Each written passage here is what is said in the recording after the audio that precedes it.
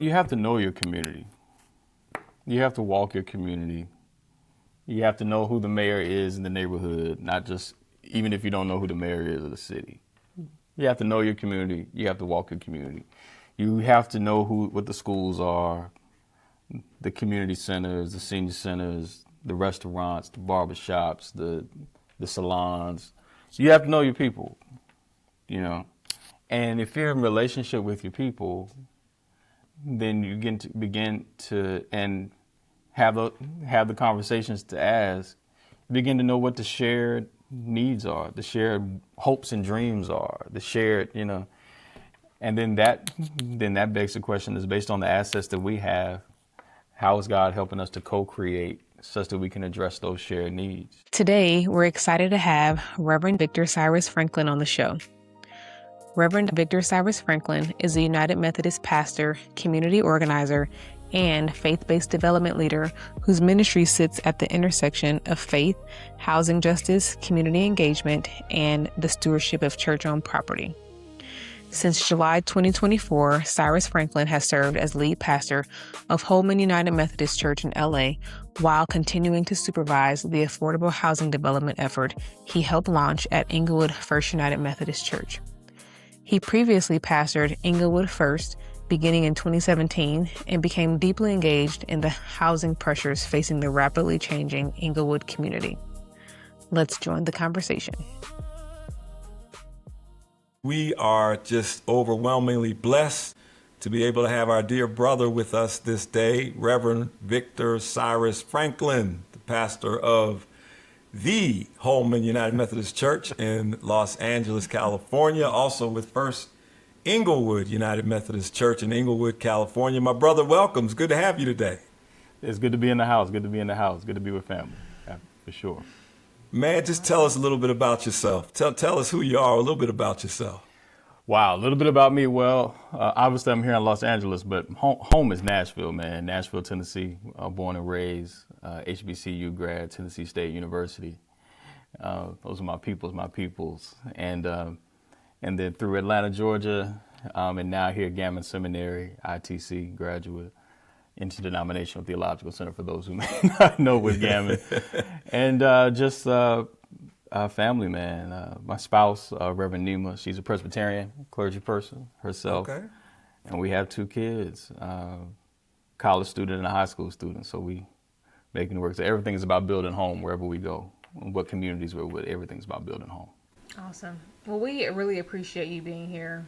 And so let's get into it. So a little bit about your calling into ministry. Can you walk us through your calling into ministry and your journey into how you would define faith-based development?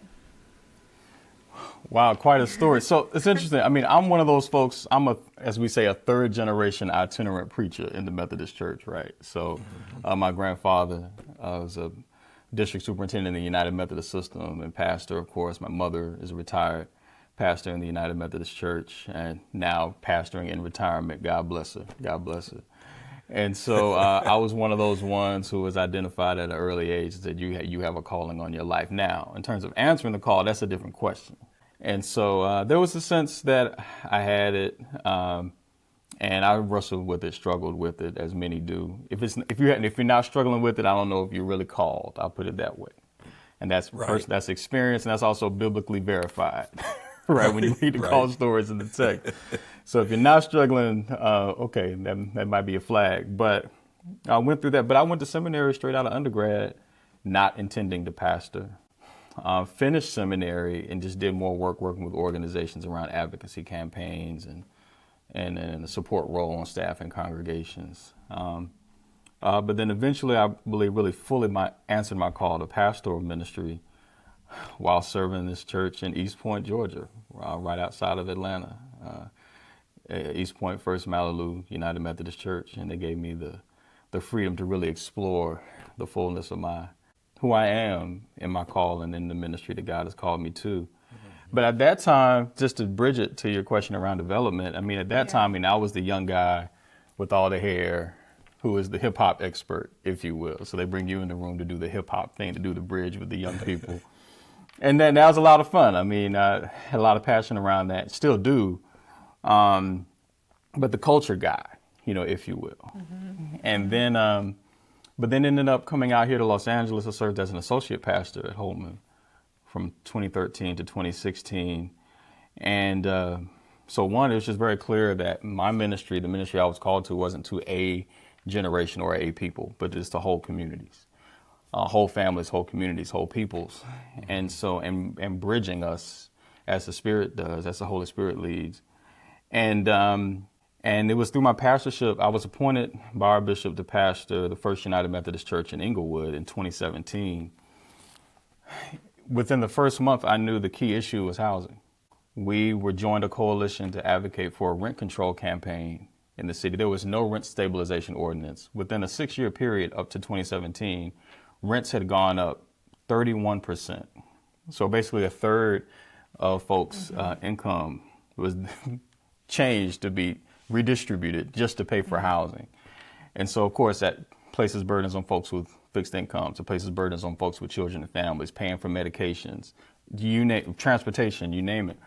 And so we joined the coalition for rent control, helped with the community to get 14,000 signatures to get rent control on the ballot. And we got it passed by the grace of God.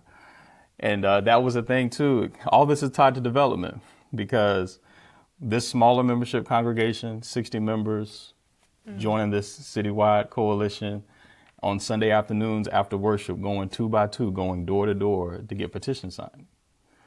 And we would add, and so what we trained our folks to do was when you go talk to a neighbor, just say, Jesus teaches us to love our neighbors. And one way to love our neighbors is to make sure we all can afford to live here. And so if you sign this petition, this is a sign of loving our neighbors. That's it. That's the conversation. Period. And so, so it's, it's policy, it's advocacy, it's organizing. All that is a part of ministry and sharing the gospel, who Jesus is, why we do what we do, and inviting to join in that ministry. And so we won rent control, but about 4 months after that, the church was notified that the charter school on site lost its charter. We were leasing to a charter school, middle school, $20,000 a month. The school lost its charter, which meant the church lost $240,000 a year in income guaranteed, and which was 3/4 of the church's revenue.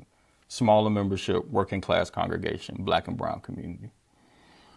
And so, so that was 2019, and so the pandemic hit Inglewood Church before it hit everybody else. How do we survive? How do we pull together?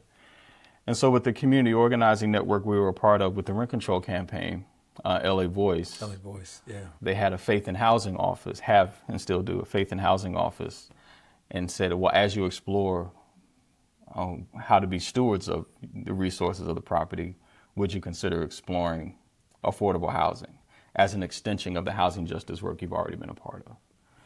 And so, so from there we began to explore opportunities and possibilities. And next thing you know, the hip hop guy turns into the housing guy. Right. Amen. That's exciting. Right. Learning and growing along. What does all this mean? How do we go about this process? And so, but it was all grounded in mission from the beginning. From the very beginning. Grounded in mission because, and we'll talk more about the story later, I'm sure. But when we began the began the rent control work, we would host with other congregations teach-ins that included worship and a meal. Mm-hmm. And the first one we did was in that December of 2017, in the season of Advent, where we told this, and for the Black American, tradition, spiritual tradition, plenty good room. We would say there's plenty good room in Inglewood for everybody. And then in the Mexican tradition, Mexican American tradition, Las Posadas, telling the story of no room in the inn. So we merged those and how we brought together how to foster that teaching and worship experience to say God has created plenty good room for all of us. There's room in the inn. Absolutely. There's room in Inglewood. There's room for Jesus. And so that's what led us to, that was the framing and the foundation for affordable housing production with the church at the center. So there's plenty good room here to house God's people. That's awesome. So all of that was happening at the same time. It sounds like as soon as you got to town almost, that this is what you're seeing, is what you're hearing from your people, is what you're hearing from your congregation. Yeah. And so immediately you got to work. Immediately. That's what Jesus said with the disciples, right? Immediately right, they right. did. The Gospel of Mark, right? Immediately. Right. Immediately. Yeah, that was it. That was it. What would you say you found your greatest challenge to be, or your community's greatest challenge in that process of getting signatures, of going door to door, of feeling the pressure of the system really working against the marginalized and disenfranchised in the community? What did you sense the real challenge was that you were dealing with or had to deal with in the midst of you taking action to get something done? Well, I think internally within the congregation, but also in the community, I mean, there was really just a lack of hope.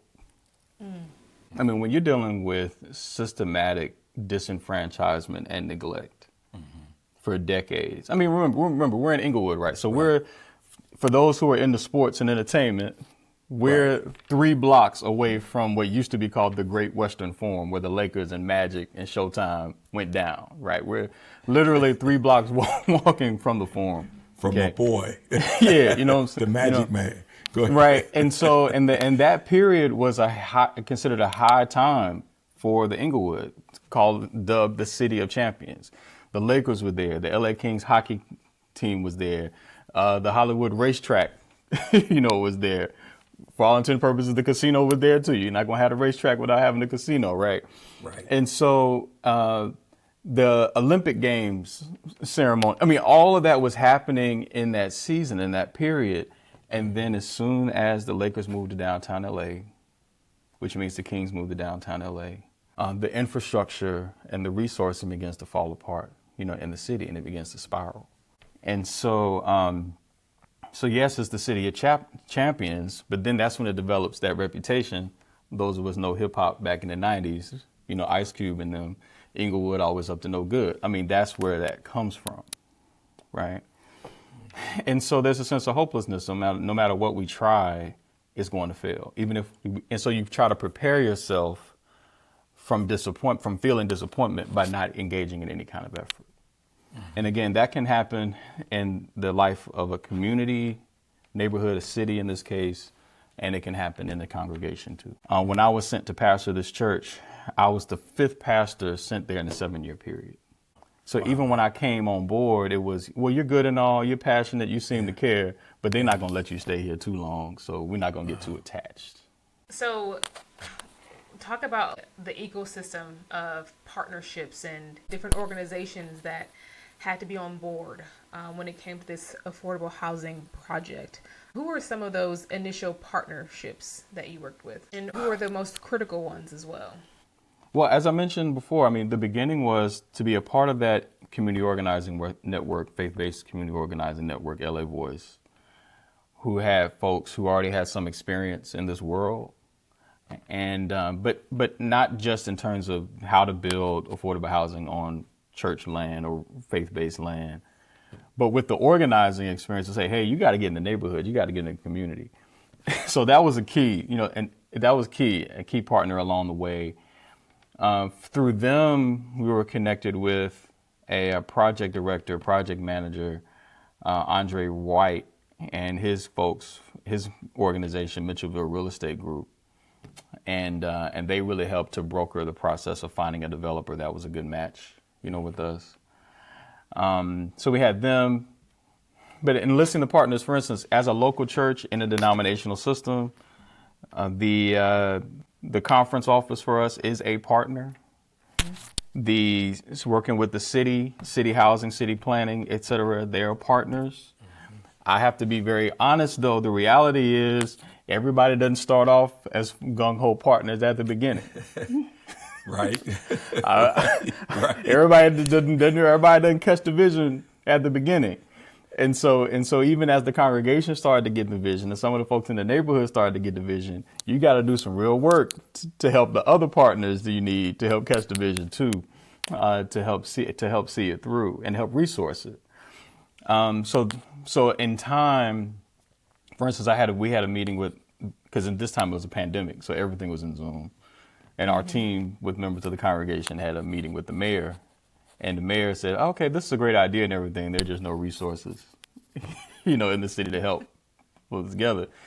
So we said, okay, but then we had the meeting with the city housing director and the city planning directors, and they said, well, hold up, you all own the real estate? Yeah. There's no debt on the real estate? No. And you want to do housing on almost an acre of land here in the heart of the city? Like, yeah. And they go, okay, well, actually, there may be some vouchers. There's some vouchers from HUD, and there are some other things that we can pull. Let's do some more research to see what we can pull together as a proposal, right? And so they became very critical, partners along the way. The legal support that you need to do this, and to do this well. So that's just a beginning as a framework. Our elected officials beyond even the city, our state assembly member, Tina McKenna, actually, she was an organizer with LA Voice before she was elected to statewide office. Mm-hmm. She helped to canvass the neighborhood with us to get support for the project and the development. So that when she ended up in Sacramento in the state capitol, she knew the project intimately and was an advocate, in the statewide office when it came, there as well.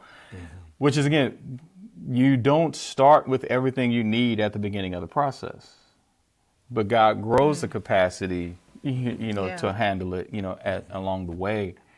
And so she was a critical partner, as well. And then that led us all the way to getting, when we were applying for tax credits and all of that, all the way up to the state treasurer's office, who said, we see you, we believe in what you're doing. We're going to find a way to help you close your gap for your capital stack. And we ended up getting, $20+ million in tax credits from the state, right? So again, just partnerships across the board. If I'm rambling a bit, but to frame it not at all biblically, what I teach people is going back to the nativity story, because again, that's where this work started in that season for this congregation. I said, when we tell the story of the birth of Jesus, the birth of the Christ, God knew better than to allow Mary and Joseph to raise the Christ child alone. When we tell the story and we bring all the gospels together that have birth narratives, God appears to some shepherds in the form of an angel, right? And says, you have a role to play to help bring this child into the world. These are working class people. These are working people. There's wisdom, there's guidance, there's support that they have to help bring this child into the world. Then there's also the account of magi. We call them wise men, but the magi from the east, who don't practice the same religion or faith tradition as the Jewish folks that have the prophecy of the Messiah. But through their tradition, they interpret a star in the sky and say something sacred is happening in Bethlehem. Mm-hmm. We need to make our way to Bethlehem. Mm-hmm. And we have a role to play. We have a contribution to make to help bring this child into the world. And so what I tell people is, in terms of partners and resourcing, if you have a God-sized vision to be the blessing that God has truly called us to be for and with God's people in all creation, then you can't discriminate with whom God chooses to use to help that vision come to reality, right? Exactly. And so God resources Mary and Joseph with these magi who come bearing gifts. For the Inglewood congregation, again, it's a smaller membership congregation, 60 members, a working class community. So these aren't the professionals with all the political connections and all that starting out, right? But because God blessed folks to see we had an architect who we did a presentation on the project at a meeting in downtown LA, city of LA, which is different from the city of Inglewood. And he got so excited about it. He said, look, I was raised Catholic. I'm not a practicing Catholic. I'm agnostic in terms of what I really believe. However, I made a promise to my father that if I could be an architect to help a church, help God's people, I need to use my services to do that. So I know y'all can't pay me, but I'm on board all the way to get this done. Right. and so what I'm saying, you know what I'm saying? So we weren't even necessarily looking for that help, but the help came. Now, just to complicate, right, faith-based, right, but and also just to complicate matters a little bit, going back to the nativity story. Yeah, this is thus far. This is all roses. This is what God does. It's a smooth path. It's not a smooth path. There are bumps along the way, valleys, mountaintops, and also there are vultures. Herod is trying to take the Christ child out. Right, that's real. There are those who are dead, and then we can say dead because that's what Herod is trying to do. In this account, they're trying to kill the vision. But along the way, just like what happens in the nativity story, the Magi are able to get wisdom from God. You need to go back another way, right? So similarly, there are partners that come along the way. There are some that fall off because they're not in alignment with the vision anymore. But then God resources, with others too. And so I can continue to encourage the congregation to say, we've learned that as you experience some of the challenges and the pitfalls, the lulls, 6 months, 7 months can pass where it seems like nothing is happening and everyone's anxious. What's really going on here? In between all of that, God is faithful, and you begin to learn that all of it is a creative season. All of it is leaning into the creativity of the Spirit to respond to whatever challenge come away. And after you come over a few, you realize whatever's coming the next time, we're ready for it. The God, going back, see, you talking to a preacher, right? It's David and Goliath. The God that rescued me from the lion, the God that rescued me from the bear, will be the same God that rescues me from this Philistine, right? So after you have enough testimonies of what you come through, you can trust God to help resource you to get through whatever's coming next. That's awesome, brother. That's awesome.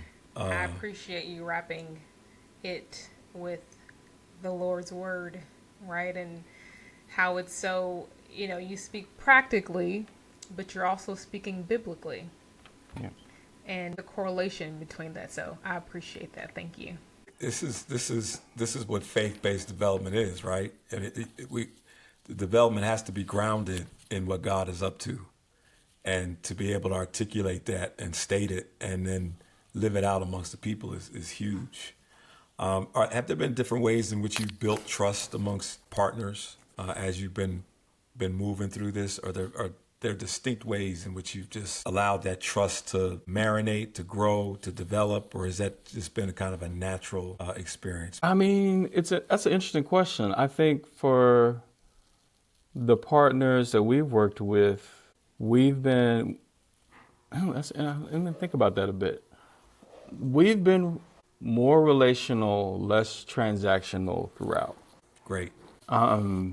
There is a transactional dimension. Say more about that. Yeah, there's a transactional dimension of this because you're doing a $50 million project. Come on now. What are we talking about here, right? You better know transactions, right? You got to understand that. You got to.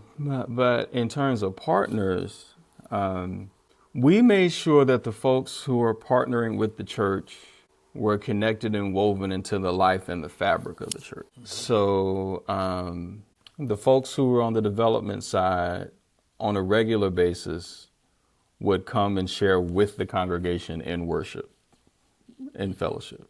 Mm-hmm. And that was during the pandemic when we were 100% on Zoom and, but then also when coming in person. Yeah. So the folks we knew, because the members of the congregation can feel distant from some of the day-to-day, but so they need to know they can trust these people. Yeah. We had that same experience with the Beacon Center. Our development partners came to worship so they could feel us and we could feel them, and it really made the difference. All the difference when having meetings with potential funder. For instance, in Inglewood, there was, though that's another conversation for another day, because you got the SoFi Stadium with the Rams and the Chargers now. The Clippers Arena is just south of there now, and all the politics behind that. And as a part of the Clippers setting up shop, they had an $80 million community benefit agreement to help build affordable housing, in the city. And so we were the first project to get access to some of those resources, which meant we were the guinea pigs. And so the fiduciary was giving us some challenges in terms of how do you apply for these funds? How do you do this? But when we would sit down and meet with the staff, I wouldn't do anything without representatives from the church being with us, especially those who actually lived in the neighborhood. And so those things were key to put names and faces and stories to what we were doing, and we weren't just looking at numbers and the bottom line. Yeah. Because of those partnerships, especially embedded within the church community, I'm curious of how the raising of the capital went in context with those partnerships. Walk us through what that looked like. Well, the developing group that we began with, so I'll say this, I think there's an ongoing conversation about nonprofit developers, for-profit developers, who's best to work with and partner with, with congregations. For us, a for-profit developer was good because, they fronted the pre-development costs, but we didn't have to do that fundraising. Okay. They were end up being paid back on the back end, once the final transactions came through with the ground lease and all that, but we didn't have to do that major fundraising work as a congregation that helped pay for those things. And so that was major. I mean, that was key. And sorry, your question again, just to make sure I answer it correctly. Just the complexity of raising the capital, Yeah. or maybe the ease of raising the capital due to your partnerships. Yes, so that was a challenge. So that's how we were able to resolve that challenge at the beginning. But again, when you're putting an application together for affordable housing, you have to demonstrate how is this being paid for? Where are the funding sources? Where is this coming from? And so, raising the funds, the permitting process, we lost about 8 months on the project just because the city didn't understand a mixed-use development to be a church and housing. Oh yeah, that's a whole nother conversation. It's like if it was a grocery store and housing, they were like, "Oh, we understand that," but a church, no. How does that mixed use? So the legal fees go up with attorneys representing us going back and forth with the city's legal, to get that worked out. So you start to discover raising funds for the architectural renderings for the church improvements and renovations and all that. And so, and then one of the major points that I remember coming to mind too is when we were applying for the tax credits in California. There's a set-aside fund for BIPOC emerging development groups. And we applied for those funds for, I think, 3 different cycles and did not get those funds, tax credits and bonds. And we were sitting here like, we have an entirely Black, Indigenous, people of color development team.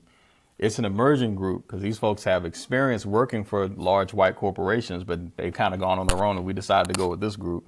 The congregation is obviously Black, Indigenous, people of color, Black folks, Latine folks, Pacific Islander folks, and then a couple white folks over here. Everybody coming together. So like, we're in Inglewood, for God's sake. So why can't we? Why don't we get it? And then you're approving projects in Carlsbad, and if you don't know Southern California, that's Legoland. So you're in the middle of Legoland getting approval, but you can't get approval in Inglewood. It doesn't make sense. And so that just required, again, a lot of organizing with partners who saw the vision to apply pressure and to leverage what we had and to build capacity and build power to help open up those resources to help come through. So you are beginning to lay out your playbook, which I think is fantastic because every project has to have a playbook. Yeah. You've grounded it in faith. I think your story around the nativity and the season that you came in and where you were in, and using that story as really the framework for how God has been leading you is just incredible. talk to us a little bit more. You started a little bit. Talk to us a little bit more as you laid out the playbook for how to get this project to the finish line. Because you all are about 8 months in, around that. Yeah, I mean, we broke ground in February 2026. Okay. So, Okay. so we're 5 About months 4 with months, construction. five months. Yep. Have you faced any major obstacles yet? Because you will. If You know, you're like us, from you will. construction to completion. Yeah, I mean, part of that is, Or even getting part to of it this is point. internal. Mhm. It's internal, external. Okay. I think, internally, with the congregation, it was a 6.5, 7 year journey just to get to that point. And if I can speak on behalf of that congregation, Please. so there's a lot of joy there, and there's some sadness too. And so there's joy with what we've been able to do and what God has empowered us and equipped us to do and resourced us to do. There's still some hurt from folks where they felt support should have come and it didn't come. I think there are about 3 buildings on the site of the church that were demoed, and there are a lot of memories in those places and spaces. Okay. So there's a lot of grieving that Yeah. takes place. So helping to walk through that. How have you helped people grieve? Well, one of the things we did before housing was on the table was there was one service, and this was at a time where the church didn't know how it was going to pay the light bill. We just had worship anyway. If the lights are on, we're going to worship. If the lights are off, we're going to worship. We just know we're just going to come and worship. But I remember that was in November in 2019, and we went through an exercise we had a brief devotional service in the sanctuary of the church, but then we had a liturgy, a litany reading, and we walked that entire campus and prayed over each space for who God would bless in those spaces. Beautiful. So children, seniors, and others. So all these spaces that historically the church had used for different purposes. And for a lot of folks, that's a church history matter, but most folks come to the church to the parts that they join in and participate in, and they don't go everywhere else. Right. So I didn't know this space was here. I didn't know this room. I didn't know. And we kept returning back to that ritual. And so even with groundbreaking, we returned to that ritual. Oh, that's beautiful. With the reminder that this is what we prayed for, and God answered our prayers. And so we celebrate and grieve what we're losing, but at the same time, we honor and are excited about what we're gaining and what God is doing, That's the development process, isn't it? Yeah, I mean, That's really. the development process. I mean, really. And so you can see, so in helping to walk through, so right now the church is worshiping temporarily in the fellowship hall at a Lutheran church down the street. And so as a pastor of Holman, I'll come and hang out once or twice a month on a Sunday morning, how things going, you know what I'm saying, I preach. And I remember, I think it was that March after the groundbreaking, and I went and I preached that particular Sunday. And as a part of the benediction, I said, and we've had some local news coverage, and so folks can see, the community seeing what's going on. And so I said, if you haven't gone over to the church premises building, go over there, see what's happening, and we'll pray over that space. That's good. So cry the tears you need to cry. That's good. Because all that is love. That's all it is, right? So cry the tears of grieving, but also cry the tears of hope and fulfilled promises. Cry them all, right? That's good. And we still have work to do, That's good. That's good. That's good. Let me ask you this, because no doubt there'll be pastors and other church leaders listening to this, and who are listening right now. What would you tell a pastor who believes God is calling her or him to do this similar kind of work, that you've been doing, I've been doing, Tiffany's been doing, other leaders have been doing, where would you suggest that they begin? Where would be the starting place in your mind? If they feel called to do this work. Yep. This work of church and community development, this work of faith-based development, where would you suggest they begin? Where would the starting place be for you? I mean, for me, it was when I looked out the window of the cleaners across the street from Emory. I came back across the street to the congregation. I started preaching, teaching about vision and mission that God was laying out. Where would you start? Or where would you suggest that leaders start? I'll start with if it starts with how are we going to make some money to keep the church open, you might as well not even try. If that's where you start, it's the foundation is weak. That sounds practical. It sounds right? it's because we need the money. The church may be declining. Like in a practical sense, how are we gonna raise some more money to keep the lights on? If you start there, and a lot of congregations have but if you start there, in time the resources will dry up. They just will. Because would you say it's because it's not kingdom driven? Is that why? I mean, absolutely, absolutely. I mean, because when we say resources, a flow of resources, we're not just talking about money and capital. We're talking about spirit. We're talking about gifts. We're talking about community. We're talking about leadership. We're talking about creativity. We're talking about all these things. And so if you start with how can we get some more money to operate, you're not resourcing all those other things in order for there to be vitality in life, in ministry. Mm-hmm. So there's that. And then, but where to start, I think some of that begins with your own spiritual and devotional practices and helping to discern, how God is moving and leading. Because again, with my story, as I shared earlier, I didn't go into this work thinking ministry with property development and housing and all that on the radar. That was just not right. You weren't thinking about that, right? That was not my approach to ministry. I didn't go in with that. I didn't go in with it. And so some of it is being open to how the Spirit is moving, especially as pastorally, to spiritually lead the community you're in. Mm-hmm. And so it's similar to your story. In that church and in the community, when you have a church member who's a school board member but has to resign from the school board because she's priced out of her apartment and she can't find an apartment in her own city that she can live in, that's real.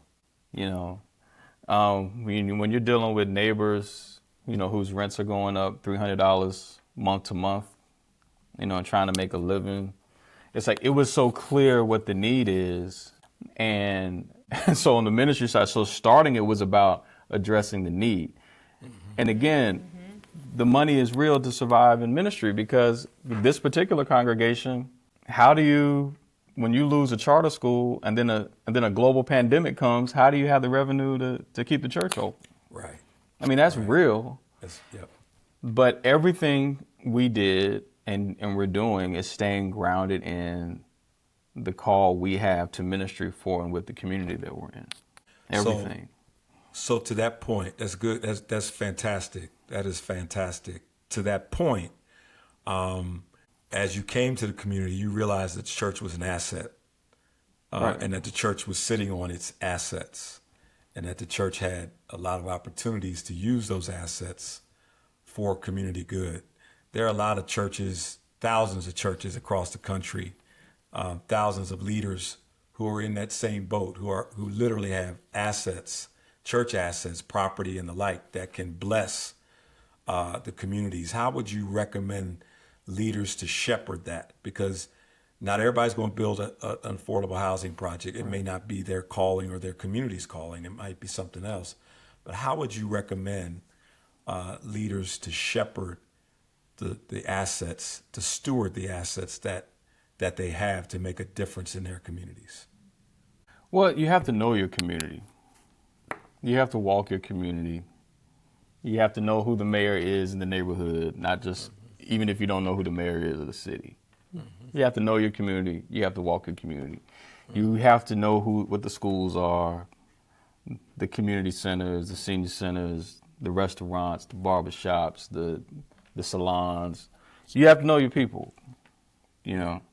And if you're in relationship with your people, then you begin to have the conversations to ask, begin to know what the shared needs are, the shared hopes and dreams are, the shared, you know. And then that begs the question, is based on the assets that we have, how is God helping us to co-create such that we can address those shared needs, right? So that's the first thing is if you're trying to decide what to do in ministry and you have no relationship with your people, I'll say the other institutions in the hood, and the institution doesn't have to be the formal government institution or there are a lot of informal institutions, where power is based. Right. The barbershop and the beauty. You know what I'm saying? Those are institutions. That's right. Those are institutions, right? Yep. Get to know your people, and then out of that, relationships and partnerships emerge. You know, and then based on the assets that they have, and based on the assets that we have, God has a way of bringing those together to create new possibilities, you know, for a community. I mean, I think that's the other thing. I think for a lot of us, especially in more mainline, if you will, or traditional church settings, we think the church is supposed to make all the decisions for and by itself, and then we decide what the ministry priorities are for the community. You know, we decide them. But and then wonder why nobody wants to come in here. You know, that type. Because your story is completely different. Your story is the community is saying, "Hey, this is where we are," and the church is saying, "Oh, we need to partner with you, the community," and then obviously the church is made up of people in the community who are saying same thing. You got to make sure that those things are meshing. And you got to purge a lot of that. I mean, because there are folks who will never, especially in this day and age, they'll never officially be a, quote, card-carrying member of the church. But there'll be folks that say, well, that's my church because, right? Yeah. And, you know, and so if we find ways to be regenerative, so yes, looking at the balance sheets and making sure that works to help support the ministry so that they can thrive. But if the goal is helping to curate this spiritual community in the way of Jesus, following Jesus, then there are all kinds of permutations of possibilities for how to resource it for that to thrive and live, right? Absolutely. So. Yeah. So, Reverend Victor, as we look forward, what are you most looking forward to when it comes to the work that you're doing, this project that you're leading? What's next for you and your church with regards to this work? Well, the thing I'm really excited about, I mean, one, I also want to definitely, I'd be remiss if I didn't, big up Holman Church as a partner, in this endeavor. Because you have a church that's larger with more resources, more connections, saying, we believe in this vision too. How can we help support this with a smaller church? I've been pastor of Holman for 2 years now. And so when the bishop assigned me to Holman, it was also clear we also need Pastor Victor to continue to oversee this development process in Inglewood. And so they've been very supportive about this, the whole way, adopting, again, this mission and this project and partnership, helping to co-create. So that's just so important.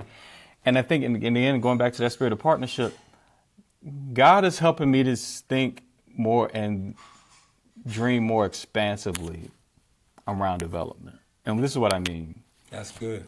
So right now, we're the current project, learned a lot along the way. One of the things, it's a prevailing wage project that helps to make sure all the workers are compensated, justly. But I've been in conversation with folks from the Carpenters Union out here, and who are really prioritizing apprenticeship programs to help folks who are in our neighborhoods, South LA, Inglewood, and other places. They have a new site in Carson who are saying and especially apprenticeship programs for folks who have been incarcerated. So when you come out, get a trade, get certified, we can get you a career with benefits to support yourself, support your families, right? So I've been working with them to say the next project we do, we need to do in partnership with these brothers, right? Yep. And sisters, because they have one, they have a producer program just for primarily for black women, coming out to help them, get on track. Amen. And so, part of what That's I think great. I realized is this development is a cornerstone to helping to rebuild the ecosystem of the neighborhood. Through these types of projects, I'm pushing for and advocating for, because what can happen is we can do a development project, in this case, affordable housing development project, not caring at all around the labor dimensions or connections. There are churches out here that I'm aware of now that are doing affordable housing, but the workers are sleeping in hammocks, Yep. self-made hammocks on site while the project is going on. Yeah. Right. Yep. And so when it comes to working conditions, fair wages, helping to rebuild families and communities through these types of partnerships and connections, and so we're in position to help rebuild a whole economy. And CBE, MBE involvement, all of that. Yeah. And so God is helping me to really think more expansively and to dream more expansively about the kind of impact we can make, not just for the moment, but this is a part of the ministry of helping to rebuild families and communities. And for people to be able to say, that's the dream, right? Is to be able to say I was able to get a job to help support my children, support my spouse, support my partner, support my people, because I was working at that church. So really, we're dreaming up with one of the boot camps. I'm dreaming up a thing that Jesus was a carpenter, right. So we come in and we facilitate the boot camp so folks can learn, but understand this is what Jesus is about, right? Rebuild it. I love that. You know what I'm saying? And so for me, we're looking at we're researching a second development based on some real estate the church has right now, and I'm going back to relationships. Say, hey, folks on the development team, I need y'all to meet my people from the Carpenters Union. We're gonna go out to lunch. We're gonna eat, and so that we see housing people in need of housing is a cornerstone, but it is not the end. This is really about rebuilding the whole infrastructure of doing our part at least to help rebuild the infrastructure of a community, fulfilling the words of Jesus. The thief comes at night to steal, kill, and destroy, but I've come that you might have life.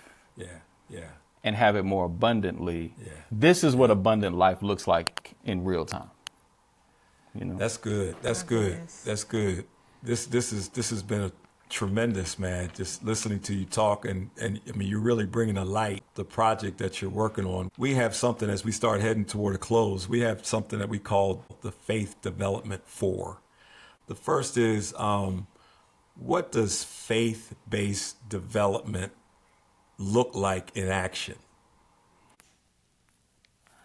I think it's developing property and land to develop lives in faith. I'm trying my best to not be verbose here. I'll say this the way the theme we've used at Inglewood is building a hub of hope and healing in the heart of Inglewood. That's good.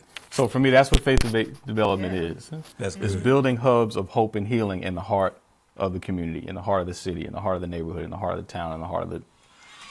I love So that. we're doing it not just to build buildings, but we're building hope and healing for all God's people. That's Beautiful. it. Thank you. Beautiful. Looking ahead, what is one opportunity or challenge the faith-based development ecosystem must address over the next 5 to 10 years? Changing public policy around funding, especially with the current federal government administration, and resourcing with expertise, because the predators and vultures will take advantage of our naivete. If I can unpack that a little more, because I'm trying to finish this D-Min thing on this process, right? So this is all the research, and all Getting that this and doctorate. Right, man, working it out. Yep. But it's understanding that affordable housing public policy is Reagan era public policy to shift public resources from public responsibility for housing to private corporations and entities. All right. So similar as the move to privatize education, that's part of what the charter school effort was about. Privatize public education, privatization of incarceration, right? This is the privatization of housing, right? And so when you realize that the way the industry is structured to siphon resources, public resources, to help fund the development projects of large white corporations. That's what it's structured to do. Yep. So anytime you try to do something other than that, that is transgressive and you will run into obstacles. Our folks need to understand, if you're really trying to do the work of liberation in the name of Jesus, this is what we're up against. This is not just a benevolent enterprise, right? And so we wrestle not against flesh and blood, but against powers and principalities. And wickedness in high places. Wickedness in high places, right? That's part of what, if you engage in this process, this is part of what we're engaging in, especially representing Black communities, communities of color, immigrant communities, poor communities, working community, others. That's what this work is, you know? And so as soon as you start asking questions around how to tally, how the resources are being distributed, you're going to get there. There you so go. But it's worth it. And so a faith-based development needs to not be naive, but continue to be resource. Jesus, I keep going. This is stuff I teach and preach all day long with my people. Jesus said, "Be wise as serpents and innocent as doves." Right? So right? who That's else? what Jesus teaches. So. That's what Jesus. Exactly. Who else in the faith-based development ecosystem do you think needs to be a part of this conversation? Who else, other than who? Who should we hear from? I think some of us go too late in looking to elected officials who are people of faith, who care, and who understand some of those dynamics that we may not. I think, again, from our experience, we need to start on the front end with faith-based community organizing networks. They need to be a part of the conversation. And I'll say that's part of the growing too, because what I found out along the way in our project was there were folks who were in the organizing world who didn't see housing production as being aligned with that type of work. And what we helped to show them is it actually is Very much. right. And it helps us to create over the course of the next 10, 15, 20 years what we need for our neighborhoods and communities and not just respond to immediate crisis. So anyway, I think those folks need to be in. And honestly, based on our experience, I think we have the larger developers who have experience, which is important, but also to the smaller developers, especially developers of color, who have critical experience and wisdom and expertise as well. That was another thing. I had a conversation with the Episcopal diocese out here who were asking about our project. And I said, another dimension of this work in terms of being more expansive is because we work with a smaller group of folks of color, they understood our story. We didn't have to do a lot of translation in terms of helping to identify what the needs were of the congregation and the community. Right. And so they were the Davids who were more creative and could come up with strategy. That's the thing that Marshall Gantz pushes for in his work on organizing. Is one of the reasons David defeats Goliath is even though Goliath is a trained military expert, he's not prepared to combat the weapons that David is an expert in. He's not prepared for it, which is really why David has an advantage going into the fight. He didn't go to school for this. And so similarly, bringing in those smaller development groups who have that experience, they have some wisdom on strategy that the folks who have the 20, 30 years of experience don't, because they're the Davids who are closer to us. That's good. And they're utilizing their specific skill sets to fit specific needs for their community. And that's the unique talent that they bring. One of the brothers on our team was a Hurricane Katrina evacuee. The reason he's into housing now is because of what he and his family experienced then. So because of that why, that gives him a whole canvas that folks who don't have that experience to explore in terms of how we go about building housing for our people in our communities. Exactly. Last one. Okay. The Faith-Based Development Challenge. If you could challenge every faith leader in America to do one thing for their community, what would it be? Stop talking and start listening. Listen. I mean, and if I need to explain that, but it's just, and I mentioned it to some extent before, but I mean, all of this is biblical and scriptural. All of it is here. It's when Jesus is feeding the 5,000. Okay, I'm sorry, y'all, but I gotta hit this. I know we're running over. But so this is part of my Bible chapter in my thesis. But it's this in John 6 at the feeding of the 5,000. Right. And try to do this quickly. John 6, feeding of the 5,000. Take your time, Pastor. What's really happening? My whole life, this passage was about how powerful Jesus is. Look at what miracle Jesus can perform, right? Jesus can feed the 5,000, and only Jesus can. That's why we have to believe in Jesus. But part of my exegesis and what I wrestle with is you have to ask the question, if the people make a living fishing, why is it a big deal that they have access to fish? That's the industry. You're on the Sea of Galilee. Half the disciples are fisher people. So why is it a big deal that Jesus can perform a miracle and they get fish? When you start to unpack it, what we realize is it's a sharecropping economy. The tax collectors are taking whatever they collect, sending it up to the emperor, and by the time the food comes back down to the people, there's not enough for people to eat. The people know what they need. And what they've already identified what the need is. And they know what the problem is because they're living it every day. We don't have to be creative and trying to come up with figuring out what the problems and the solutions are. The folks already know. So what happens is in the passage, and that's why I like John 6, because that's what the disciples say.